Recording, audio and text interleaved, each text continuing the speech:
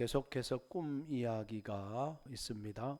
히브리 노예인 요셉 17살 때 형들에 의해서 죽을 뻔하고 또 상인에 팔려지고 보디발 집에서 억울하게 또 2년 동안 옥살이를 하게 되어집니다. 노예의 신분이고 죄인의 신분인 요셉이 당시 세계 최대 강국인 애굽의 바로왕 앞에 섰다.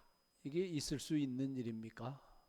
보기 드문 아주 극히 이례적인 일입니다. 그의 인생은 바로왕이 꾼 그 기이한 꿈 앞에서 완전하게 새로운 어떤 인생이 펼쳐지게 되어집니다. 바로의 꿈은 바로를 비롯해서 바로의 신하들, 애굽의 모든 점술가들이 해석하지 못하는 난제였습니다. 하지만 요셉은 그 바로에게 내가 아니라 하나님께서 바로에게 편안한 대답을 할 것입니다 라고 아주 자신 있게 이야기를 합니다. 자신의 능력으로 해석하는 것이 아니라 그 꿈은 하나님께 속한 것이다. 그리고 하나님이 하실 것이다 라고 담대하게 이야기하고 있습니다. 이런 속에서 오늘 두 가지 중요한 질문을 던지게 됩니다. 하나님은 왜 우리에게 그분의 계획을 보이시는가? 두 번째, 우리는 그 계시에 대해서 어떻게 응답하고 어떻게 대비해야 되는가? 두 가지 질문이 하나님께서 우리에게 주시는 질문이고 또 이 질문에 대한 답이 오늘 또 하나님께서 우리에게 주시는 말씀입니다. 이 말씀을 통해서 하나님의 계획을 분별하고 또 그 하나님의 계획을 분별을 했으면 믿음으로 순종하는 그런 은혜의 삶이 있기를 주의 이름으로 축복합니다. 첫 번째 살펴볼 말씀은 뭐냐면 꿈이라고 하는 것을 어떻게 해석을 해야 되는가라고 하는 고민입니다. 꿈을 꾸잖아요, 우리가. 그 꿈에 대한 의미, 그 해석을 어떻게 합니까? 어렵잖아요.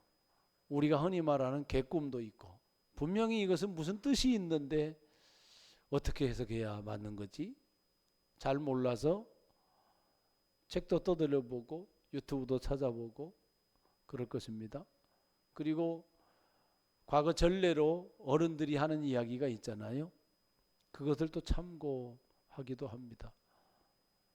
또 꿈을 꿀 때마다 그건 하나님의 계시야. 하나님께서 꿈을 통해서 말씀하시는 거야. 이렇게 또 받아들이는 사람들도 많이 있습니다. 누구 하나 정답이 있는 것은 아니에요. 꿈을 해석하고 분별해내기가 결코 쉬운 것은 아니죠. 요셉이 바로의 꿈을 해석을 하면서 어떤 바로 왕의 심리적인 문제다 이렇게 이야기하지 않아요. 또 애굽의 신은 태양신이거든요. 어떤 우상적인 측면에서 그것은 이러한 예언입니다 라고 이야기하지도 않아요.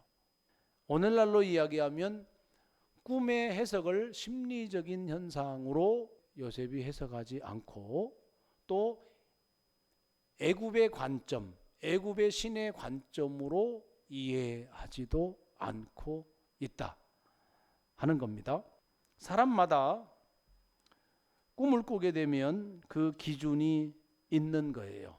일반적으로 심리학에서는 뭐라고 이야기하냐면 의식이 무의식 세계에서 나타나는 거다. 그러면 어떤 불안의 상황들이 있지 않습니까? 그 불안의 상황들이 계속해서 내면의 내재가 돼요. 무의식으로 들어갈 수 있는 거잖아요. 아니면 무의식이 아니래도 약간 생각을 하면 생각하는, 기억되는 그것을 전의식이라고 해요. 그러한 것들이 꿈에서 나타난다.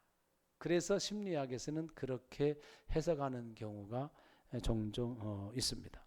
분명히 요셉은 뭐 그 당시에 심리학도 없지만 그런 측면으로 해석하지 않고 있는 것이 분명한 거죠. 요셉의 해석은 아주 단호해요. 바로가 꾼 꿈은 하나님이 주신 계시다, 그 말이에요. 무엇을 위해서? 하나님께서 계획하고 있는 일을 위해서. 그러니까 그 꿈의 주도권이 누구한테 있는 거예요? 하나님께 있는 거죠. 그리고 그 꿈의 대상이 누구냐면 세계 최강국의 왕인 바로예요. 하나님께서 애굽 제국의 왕인 바로를 통하여서 하실 일이 있다, 그 말인 거예요.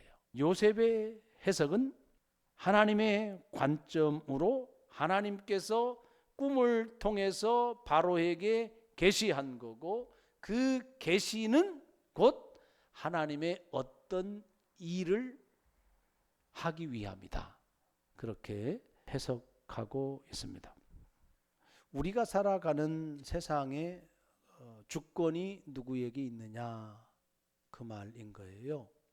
여러분, 창세기가 기록되어진 시기를 바벨론 포로기 이후로 봐요. 이스라엘이 멸망한 것을 경험한 사람이 기록을 한 거잖아요. 그러면 그 멸망한 사람이 성경을 기록을 할 때에 역사에 대한 이해가 있는 겁니다. 다시 말하면 창조로부터 특별히 아브라함, 이삭, 야곱으로 이어지는, 요셉을 통하여서 애굽에서 430년 기간 동안에 큰 민족을 이루게 되어진 이야기를 알고 있고, 출애굽을 향하여서 광야 40년을 경험하고 가나안 땅에 들어가고 여호수아 시대를 거쳐서 사사기 시대를 거쳐서 왕정 시대를 거쳐서 이스라엘이 멸망하게 되는 그 원인에 대해서 이미 알고 있어요. 그걸 보니 역사를 누가 주관하더라? 하나님께서 주관하고 있더라. 그걸 깨달은 거예요. 비단 아브라함과 이삭과 야곱과 요셉의 인생을 주관하는 하나님을 넘어서서 대제국인 애굽까지도 하나님께서 주관하시더라 라고 하는 신앙 고백이 있는 겁니다. 애굽 제국조차도 하나님의 주권 아래에 있음을 우리는 본문을 통해서 계속 확인이 되는 겁니다. 창세기 저자가 하고 싶은 이야기가 있는 거예요. 우주 만물의 창조주는 하나님이다. 그 창조주 하나님이 온 우주 만물의 역사를 주관하고 있다. 그러니 창조주 하나님이 신이다. 그걸 계속해서 강조하고 있는 거예요. 오늘날 마찬가지죠. 성경이 기록되고 수천 년이 지났어요. 수많은 일들이 일어났고 지금도 수많은 일들이 일어납니다. 1차 세계대전, 2차 세계대전, 냉전시대, 지금은 절대 1강이죠. 미국이. 그런 시대를 살아가고 있어요. 여기저기서 전쟁이 있고 여기저기서 기근과 또 홍수가 있고 각종 사건 사고가 매일매일 크고 작게 엄청나게 지구상에 존재를 하고 있습니다. 그 모든 역사의 현장 주권자는 하나님이다. 그래서 계속해서 창세기를 통해서 반복되는 이야기가 역사의 주관자 되시는 하나님, 그들 강조하고 있는 거예요. 자, 두 번째 보면 요셉의 꿈의 해석은 아주 명확하고 단순한 거예요. 7년 풍년에 7년 흉년을 의미한다. 그러니 대비책을 세워라. 32절 말씀. 바로께서 꿈을 2번 겹쳐 꾸신 것은 하나님이 이 일을 정하셨음이라.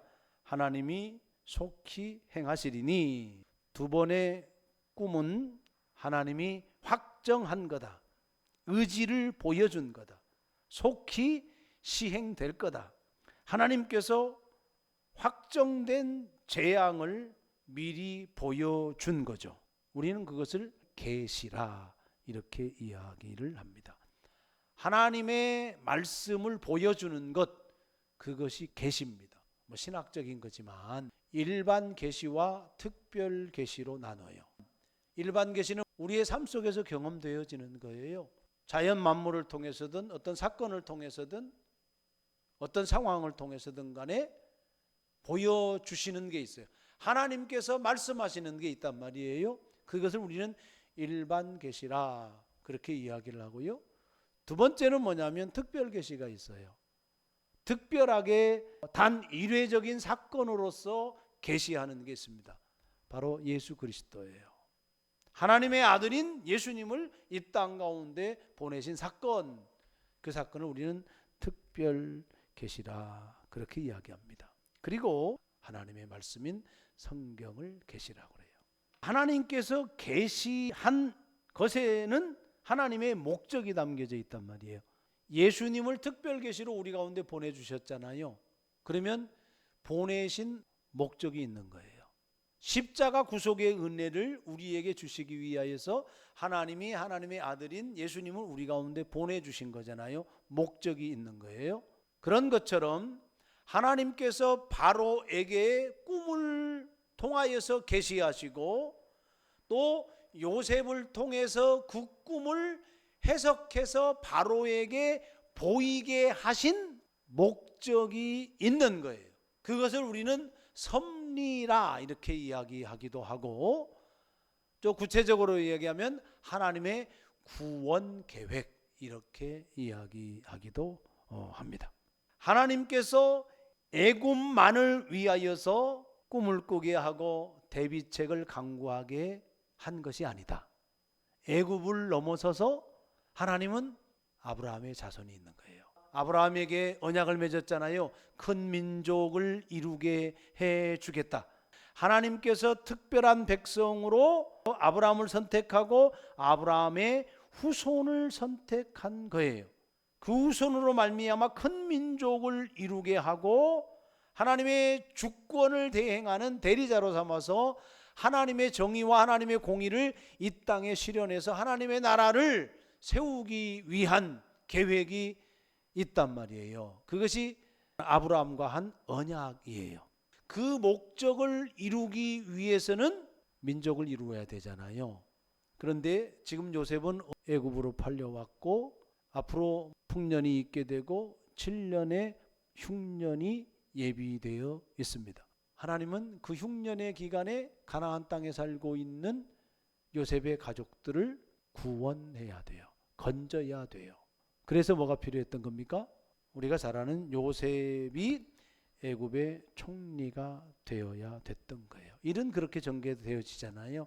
하나님께서 7년의 흉년의 기간 동안에 야곱의 온 가족 즉 이스라엘 백성을 애굽으로 인도하여서 그들을 기근에서 구원하고 언약 관계를 보존하기 위한 하나님의 구속 계획, 이것이 하나님께서 바로에게 꿈을 통해서 계시한 것이다 라는 말씀인 겁니다.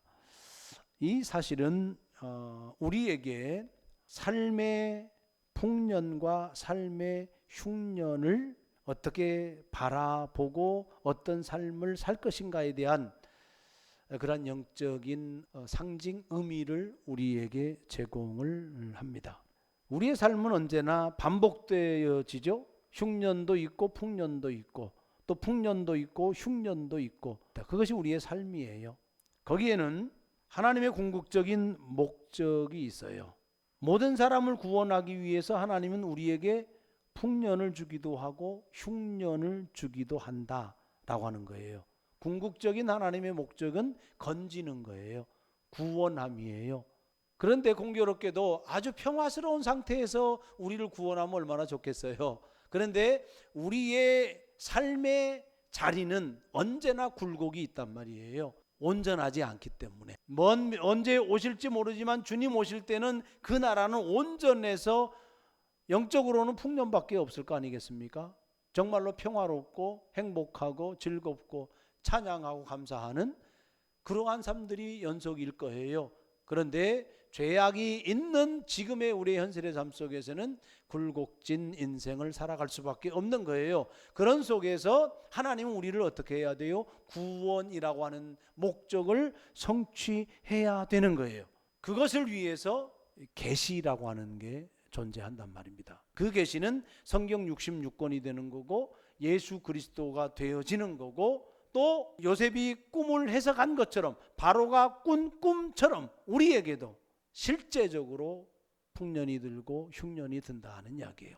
그러면 풍년을 어떻게 살아내야 되지? 흉년을 어떻게 살아야 되지?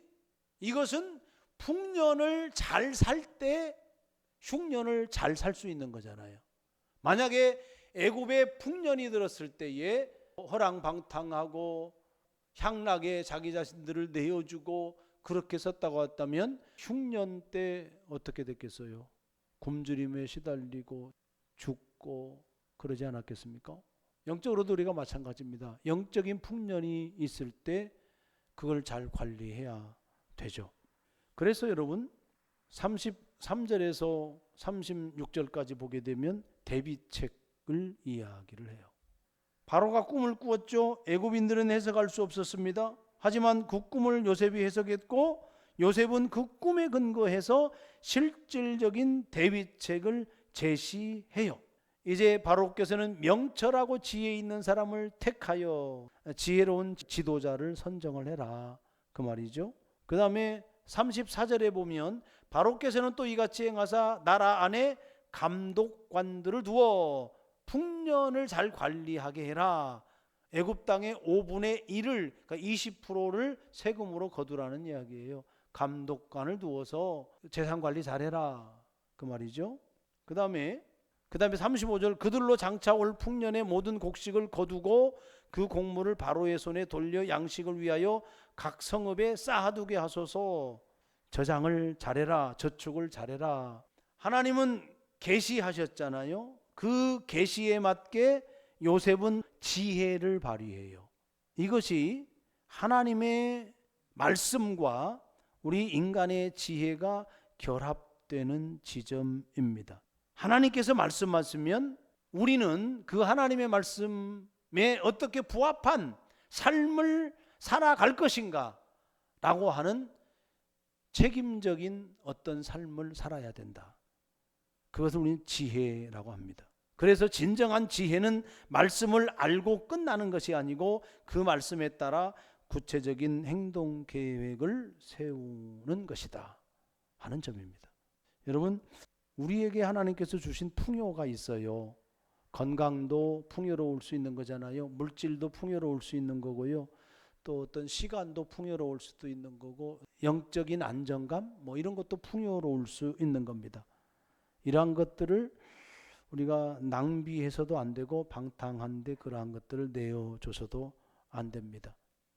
그래서 항상 흉년을 대비하는 삶을 우리가 살아내야 돼요.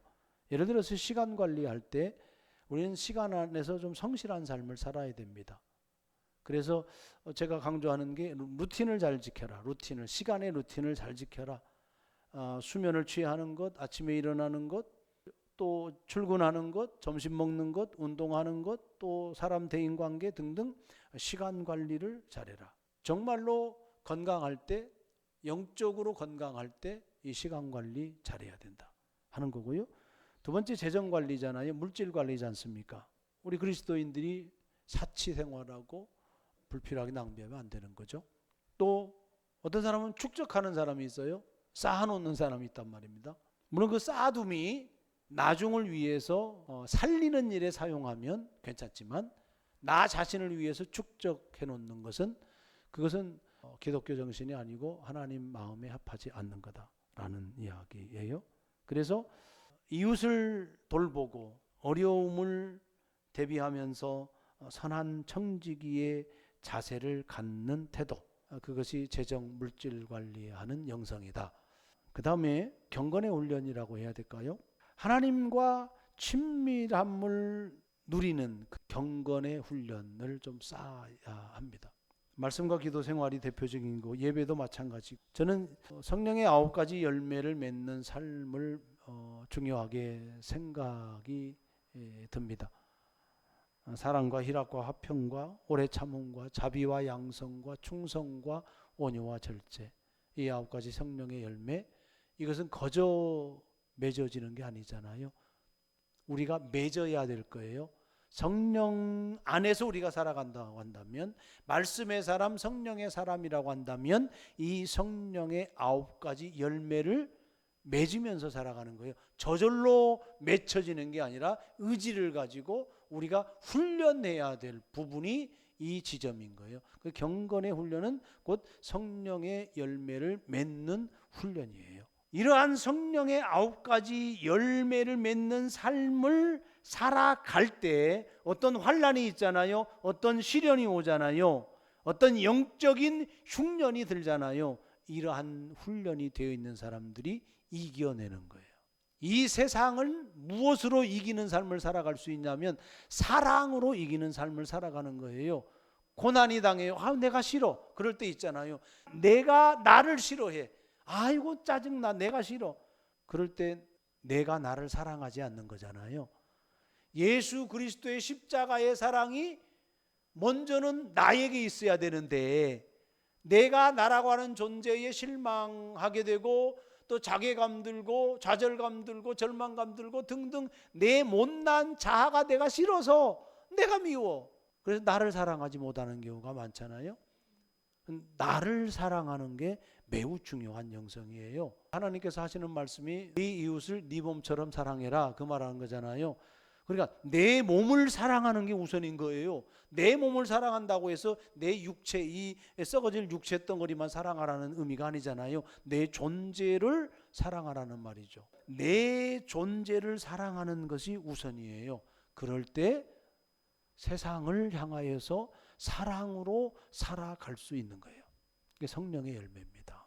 그래서 세상에서 우리가 영적인 훈련 있을 때 주 예수 그리스도의 사랑으로 내가 나를 사랑하는 힘만 있어도요, 그 환난 시험, 그 영적 시련, 영적 흉년을 능히 이길 수 있다. 말씀을 맺습니다. 하나님은 오늘도 우리의 인생을 주관하고 모든 세상의 역사를 주관한다는 사실을 꼭 기억해야 됩니다. 그리고 우리의 삶에 개입하세요. 그리고 모든 사람이 구원을 얻기를 원하시는 하나님입니다. 흉년과 풍년이 오고 가는 세상 속에서 우리가 살아가요. 그런 가운데 하나님은 특별한 계시를 우리에게 주셨어요. 성경과 예수 그리스도, 그리고 덧붙여서 일반 계시도 우리에게 주세요. 우리는 그러한 것들을 구별하고 거기에 담겨진 하나님의 궁극적인 목적을 우리가 품어야 돼요.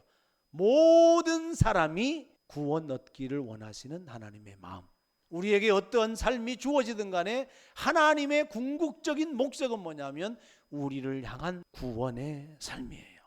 이를 인정하고 요셉처럼 명철하고 지혜롭게 대비하는 삶을 우리는 살아야 합니다. 오늘 우리가 보내는 하루하루, 또 누리는 모든 복은 영적 흉년의 날에 사용하게 하기 위한 영적인 도구들이다 라고 하는 사실을 꼭 기억할 수 있기를 바라고, 따라서 하나님께서 주시는 계시의 말씀에 지혜롭게 순종하는 믿음의 삶을 살기를 주의 이름으로 축복합니다.